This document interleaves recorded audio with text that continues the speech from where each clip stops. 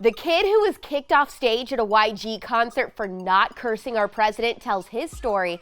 A new CBS show my Thriller fans are going to love, and Cardi B might run for office. Please do. I'm AlexClark, and this is POPlitics.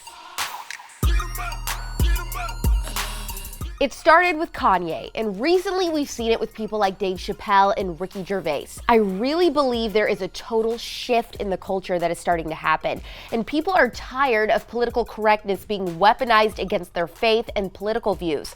Over the weekend, we gained another valuable fighter, 18-year-old Austin Joyner. Last October, when Austin was 17, he was invited on stage at a YG concert when the rapper noticed the teenager wasn't singing along to a song F Donald Trump. When YG asked him to say the line on stage and Austin refused, YG humiliated him and slandered him as a racist to the delight of mainstream media. That's why I don't read the newspaper. Because it's garbage. So this story blows up on social and no one hears a peep from this kid. We didn't even know his identity. He stayed completely silent while the left fanned flames over his supposed racist motives, and the right wondered if he was a conservative or if maybe he was just a young kid who got shell-shocked to be on stage in front of thousands. Friday night, Austin posted his first ever statement about the incident, and I am telling you, I was sobbing by the end of it. I don't know who his parents are, but Mom and Dad, you did amazing. We're their parents back. We do the best we can, but at the end of the day, what happens to them, how they turn out, that's bigger than us. He posted a two-part letter, which you can find on our main Instagram page, and the first part explains that not only did he not sing along to the explicit song because he'd never heard it before, he also didn't want to say F Donald Trump because he's a Christian, and that made him feel incredibly uncomfortable. He said he'd never speak that way about anyone. In his statement, Austin said, "You put a target on my back that night and made it unsafe for me at the festival." He then closes his letter by forgiving YG and asking him if he knows Jesus. He says he's been praying for him, and then he lays out the gospel, y'all. I don't know a better person. I don't know a better person. Of course, no one is talking about this story. It completely turns the racist Trump kid narrative upside down, but we're talking about it, and I hope that you will too. Great story, compelling and rich. If you know anything about anything, then you know that I am obsessed with thrillers, books, and movies. I like it spoopy. I like to be scared. I like to check my closet before I go to bed, even though I'm a grown adult.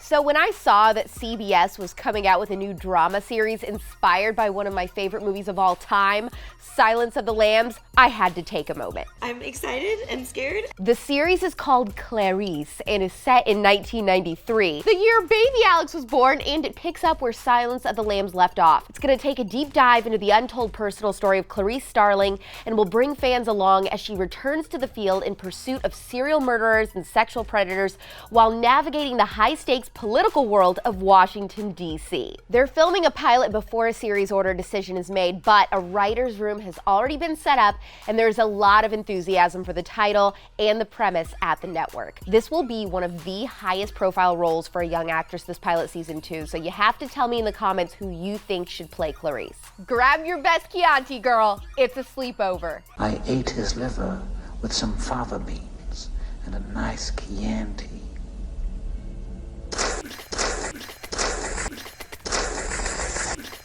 It's a roasting, it's a roastin'. Cardi B announced yesterday that now she's considering running for office. She tweeted, "I think I want to be a politician. I really love government even though I don't agree with government. LOL, I mean, same." But then she followed up by saying, "How are you trying to go against a country and possibly start a war when this country lacks patriotism? I barely see people claiming they love being American." They stand for everything we don't stand for. This is so unbelievably ignorant and insulting. You're an admitted member of the Bloods and a Hollywood celebrity, so maybe consider the company you keep. Sounds crazy, I know, but it wouldn't surprise me if gang-banging criminals aren't the most patriotic, or Hollywood for that matter. Then she said, "I do feel like if I go back to school and focus up, I can be part of Congress. I deadass have so much ideas that make sense. I just need a couple of years of school and I can shake the table." Based on the grammar in this tweet alone, school probably wouldn't be a bad idea. Maybe a basic economics class too to cure you of that socialism. I know, right? It's so embarrassing. Spend some time in real America and anyone would be happy to tell you why this is the greatest country on earth. Oh wait, You can't. You'll be busy applying for citizenship in Nigeria, right? Isn't that what you said? Hey, pal. You just blowing from Stupid Town? With all this flip-flopping, maybe you're right. Maybe you would make a great politician. Citizens, you will elect me. I will be your leader. Although you won't even agree to debate Candace Owens, so this isn't looking great so far for you. Right, in many ways, she is a victim of the culture, and I've said this over and over again ad nauseum, which is just that victimhood has become almost a mental plague upon Black America in particular. We're back tomorrow at 4 p.m. Eastern, 1 p.m. Pacific. It's pop culture without the propaganda. I'm AlexClark, and this is POPlitics.